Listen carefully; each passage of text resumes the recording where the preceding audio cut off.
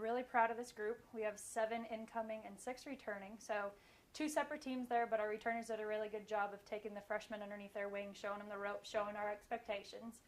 And so really getting into the preseason, it was smooth sailing. We did a lot of good things. It was easy to connect our setters with our hitters. Passing is a strength for us right now. It's keeping us in system, and our setters are able to do a really good job of distributing the ball, and our attackers are able to make good swings. So I'm really excited about, facing Wingate and Shorter right off the bat on Friday to see what we can really do.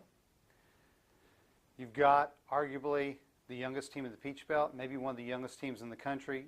7 of our 13 players are freshmen.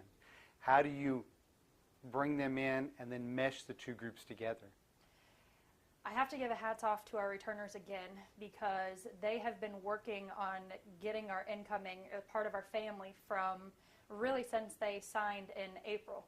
And so our returners have done a really good job of taking them and showing them exactly what our expectations are. And then also it's a matter of the learning process for our freshmen.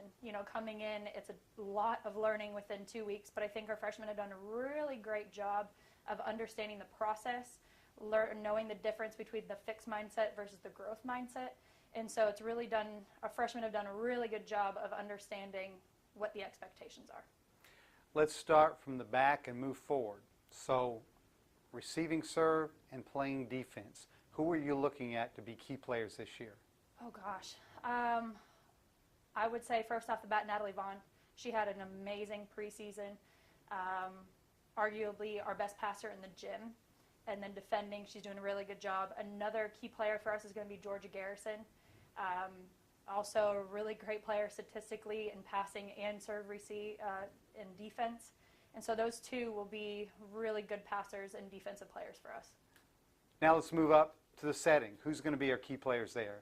Both Carrie McGinnis and Tori Carpenter, they are both pushing each other, very healthy competitiveness in the gym.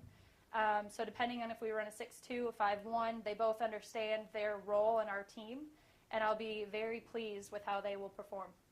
Now let's go up to the front line. Talk about our key attacking players. Lene Blott, statistically right now, is arguably our highest attacking percentage in the gym. She's up and available as much as we want her to, and our setters are doing a really good job of getting her the ball. Georgia Garrison will do, and Shelby Meek and Erica will do a really good job for us on the pins. And then we have Kayla Arthur and Courtney Abdur-Rahim on the op. Who are going to be our key blockers? I know some of the same players. Yep. Our whole team right now, that has been a focus, defense and blocking all preseason long. But some that will stand out will be Lene Blott, Erica Harding, Shelby Meek, Kayla Arthur, Courtney. I mean, the list can go on and on. Obviously, one key to every team's success is staying healthy and staying away from injuries. Have you been able to do that during the preseason? Yeah. Yep. We have managed our girls, all 13 of them, really well. We actually just took Friday, Saturday, and Sunday off this past weekend. And staying healthy is our goal this season. Bodies are super important, and so we have to take care of ourselves day by day so that going into November, we got 13 strong. Outside of the injuries, staying healthy, what are going to be some of the key things that we're going to have to do on the court, and maybe even off the court, to be successful this year? Serving is going to be key to keep our opponents out of system, because we have a lot of great middles in the conference. So taking that quick attack away will be key for us. Also, we'll be distributing our offense evenly, not relying on just 1 or 2 players, so we got everybody firing on all cylinders.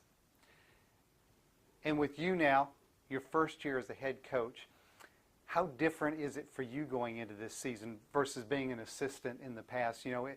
What's different, and how excited are you about this year?